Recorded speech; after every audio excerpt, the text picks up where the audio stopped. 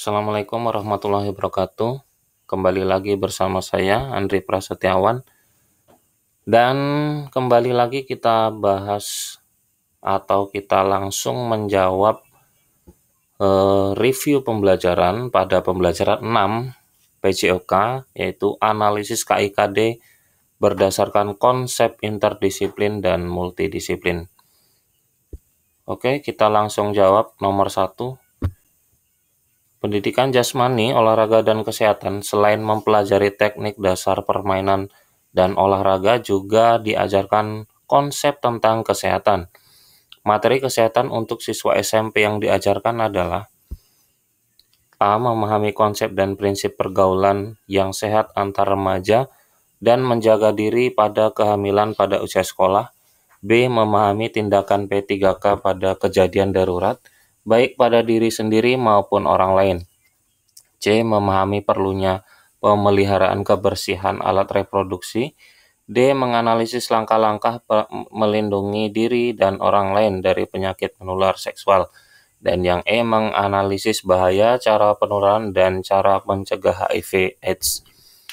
Nah, kita bahas untuk yang A ini sepertinya bukan ya, karena ini pada kehamilan, anak SMP belum tahu itu.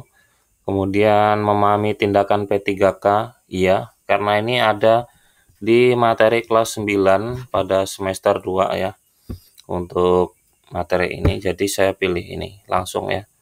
Kita lihat yang C, memahami perlunya pemeliharaan kebersihan alat reproduksi, tidak ya.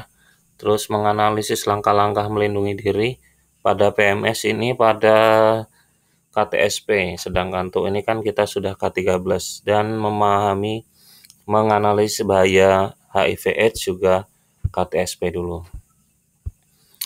Lanjut nomor 2, penelitian Joseph W. Still menunjukkan bahwa tidak lebih dari 5% populasi manusia berhasil mendaki kurva keberhasilan atau prestasi, sedang selebihnya banyak mengalami kegagalan.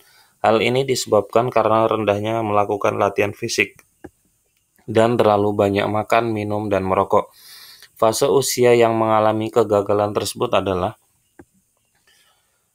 A. Usia 20 hingga 25 tahun. Tidak ya. B. 25 hingga 35 tahun. Bisa jadi ya. Nih. Kemudian 20 hingga 30. 30 hingga 35 tahun dan 20 hingga 35 tahun. Ini bahwa tidak lebih dari 5% populasi manusia berhasil mendaki kurva keberhasilan atau prestasi, sedang selebihnya banyak mengalami kegagalan karena rendahnya latihan fisik dan terlalu banyak makan dan minum. Ya, ini kira-kira umur 25 hingga 35 tahun. Ya, seperti itu. Oke, kita lanjut nomor 3. Training zone untuk latihan daya tahan yang harus ditempuh selama melakukan aktivitas adalah berapa persen dari denyut nadi maksimal training zone?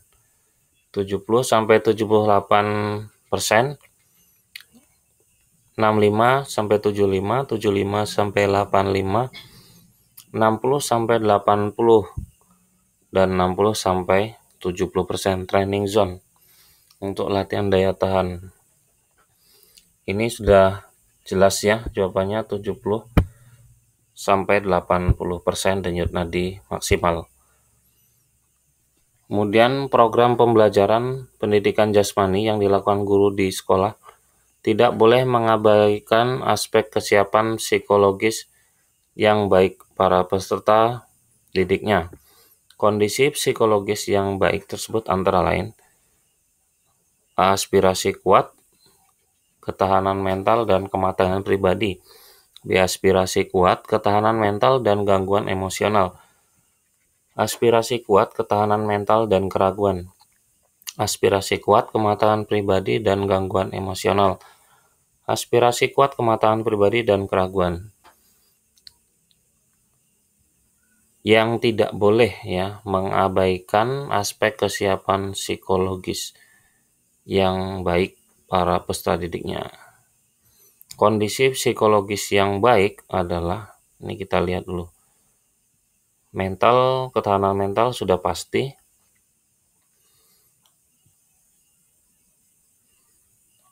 dan gangguan emosionalnya.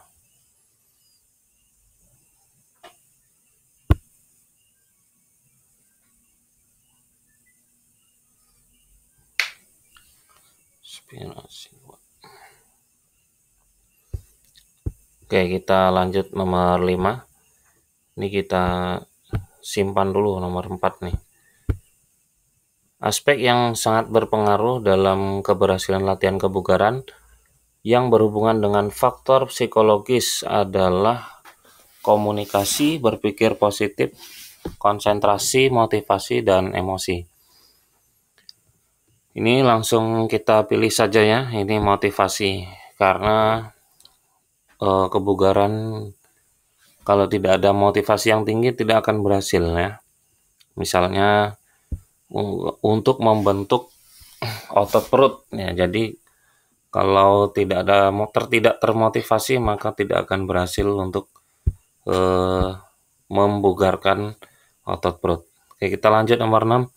Posisi tubuh di air sangat ditentukan oleh massa jenis dan luasnya permukaan air. Hukum yang ditetapkan dalam menentukan posisi tubuh di air adalah, kalau ini saya pilih hukum Archimedes. Kita langsung lanjut nomor terakhir. Dalam aktivitas olahraga air atau berenang, mengapung adalah syarat mutlak yang harus dilakukan supaya mendapatkan laju dan daya dorong yang baik. Prinsip secara fisika gaya mengapung ini sesuai dengan hukum. Ini kurang lebih ya dengan nomor 6 nih. Kalau Newton bukan ya. Dia ada beban, ada apa? Ya, seperti pantulan ya. Kalau ini mengapung ya. Oke, kita coba pilih E saja. Yuk kita lihat jawabannya dapat berapa.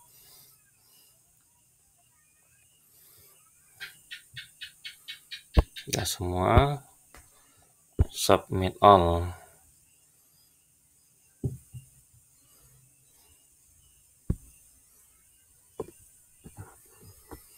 Oke, ternyata dari 7 soal betul 6, ya udah lumayan lah. Ya, meskipun belum sempurna, kita lihat yang salahnya di nomor berapa. Ini memahami tindakan P3K, betul ya. Ini 25 hingga 35, betul. Ini 70 sampai 80% tadi, denyut nadinya, betul. Ini aspirasi kuat, oh jadi ini ya. Nomor 4 tadi, coba kita cek. Program pembelajaran penjas yang dilakukan guru di sekolah tidak boleh mengabaikan aspek kesiapan psikologis yang baik para peserta didiknya. Kondisi psikologis yang baik tersebut antara lain, ternyata jawabannya D ya, aspirasi kuat, kematangan pribadi, bukan ketahanan mental ya, dan gangguan emosional. Oke, terima kasih sudah belajar atau menjawab bersama saya. Sampai ketemu di video berikutnya. Saya akhiri, assalamualaikum warahmatullahi wabarakatuh. Sampai ketemu.